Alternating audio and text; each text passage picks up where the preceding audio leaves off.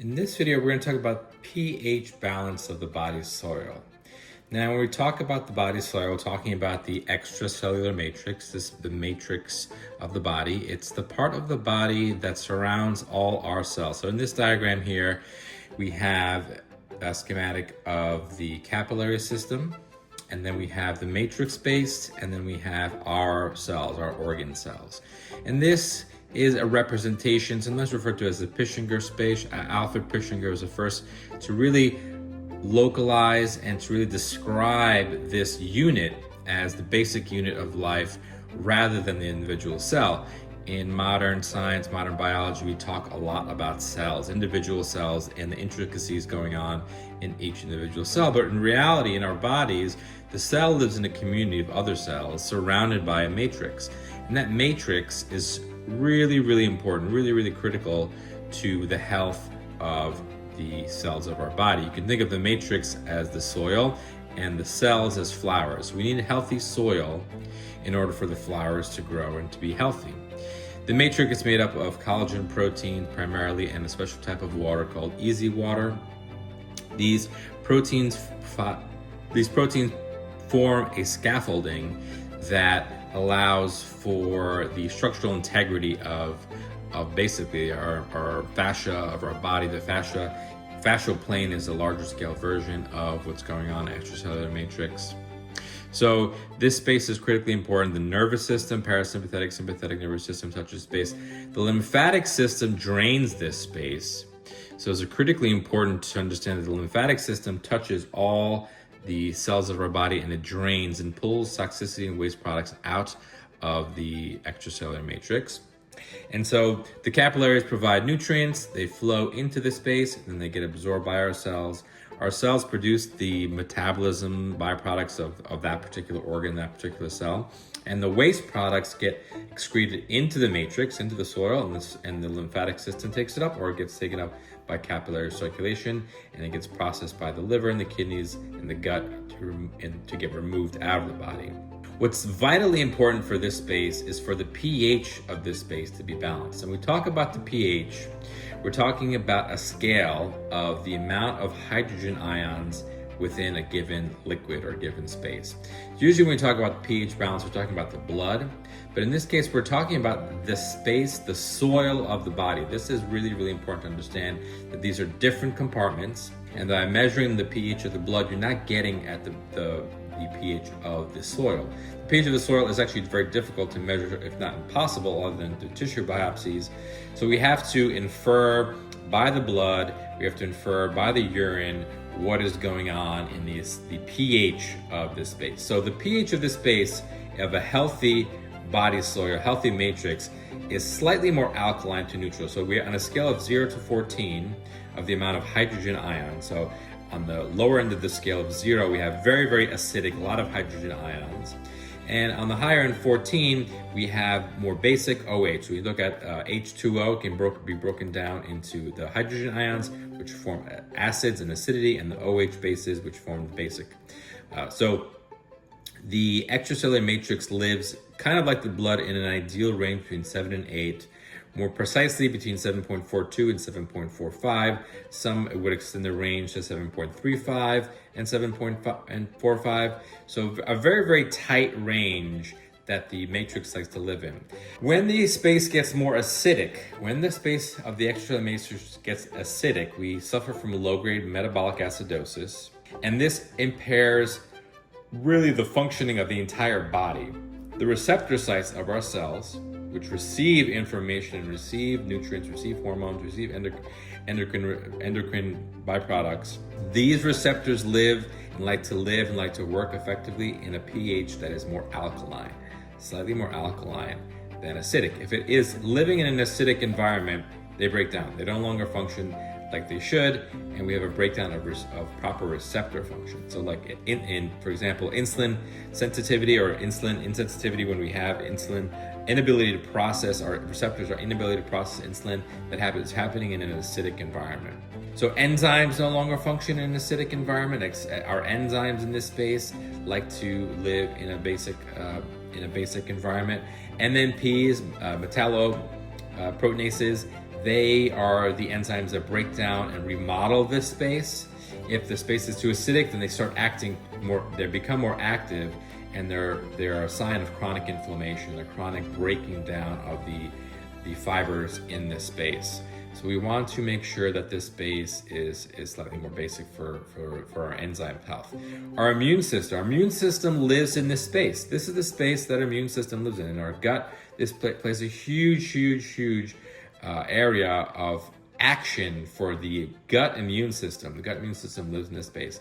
The immune system also lives in the lymphatic system, and it comes in and out of the extracellular matrix and the lymphatic system, and it requires a slightly more basic environment in order to function properly. If it's encountering an acidic pH, then the immune system breaks down and can't function, and then we have chronic inflammation, we have chronic immune breakdown, and we have the proliferation of microbes, we have the proliferation of all kinds of nasty things we don't want to have in the extracellular matrix space. The immune system needs an alkaline soil to work in.